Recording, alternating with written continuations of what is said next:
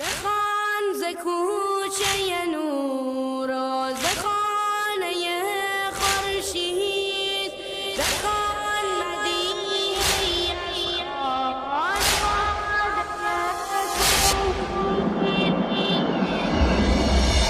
بخوان ز کوچه نور و ز خانه خورشید، بخوان مدیحه از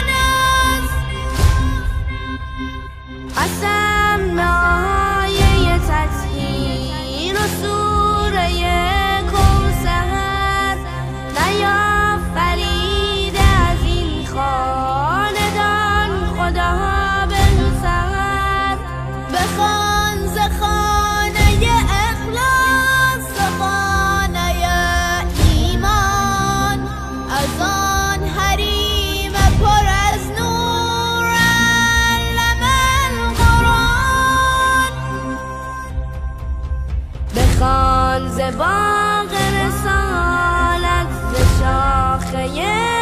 اطهار، بخوان از آن گل خانه همیشه بهار، همانتیه که دیگر بدون تکرار است، همان که یاس بهشت خدای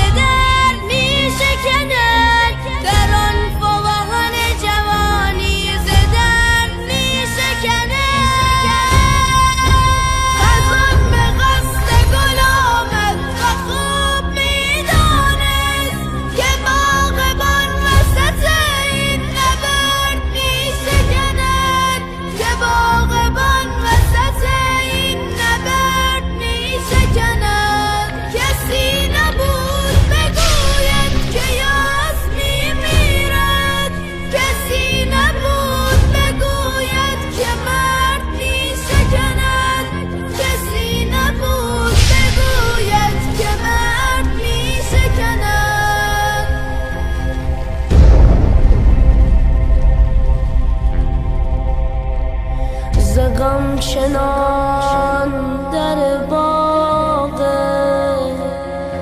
بهشت می سوزم،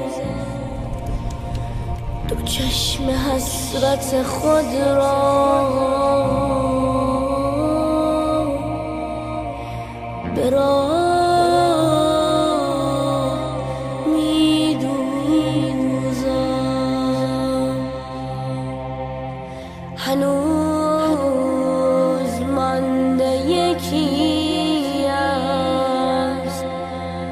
اهالی توحید که خواهد آمد از آن سوی جاده امید، که خواهد آمد